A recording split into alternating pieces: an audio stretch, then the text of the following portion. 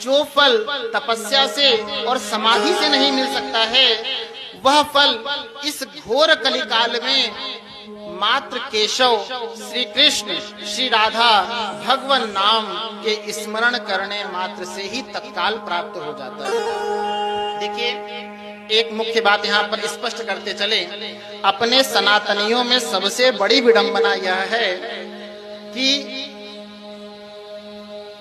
यहां से नहीं तो कहीं और भी यत्र तत्र सर्वत्र चले जाते हैं।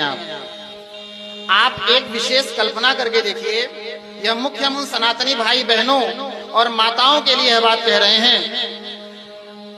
आपके पास, मैं प्रत्येक कथा में यह बात अवश्य कहता हूं कि अपने पास इतने ग्रंथ हैं, उस ग्रंथों में भी, चलिए श्रीमद् भागवत महापुराण में तो राधा नाम की महिमा है, सर्वेश्वर प्रभु दिव्य रूप से यहाँ पे अलंकृत हैं, लेकिन रामचरितमानस में भी तो आपने सुना होगा, श्रवण किया कि कलयुग केवल नाम आधारा। यही है ना। जब मानस कहती हैं, श्रीमद् भागवत महापुराण भी इसी बात को संकेत कर रहा है, भगवान नाम स्मरण। सोते, उठते, जागते, बैठते, यत्र तत्र सर्वत्र, जहां कहीं भी आप हैं, ऐसी कौन सी व्यवस्था है जो आपको प्राप्त नहीं हो सकती है। हमें और कहीं भटकने की आवश्यकता नहीं है, समस्त समाधान हमारे सनातन में है। अपने सनातन के गौरव को समझिए।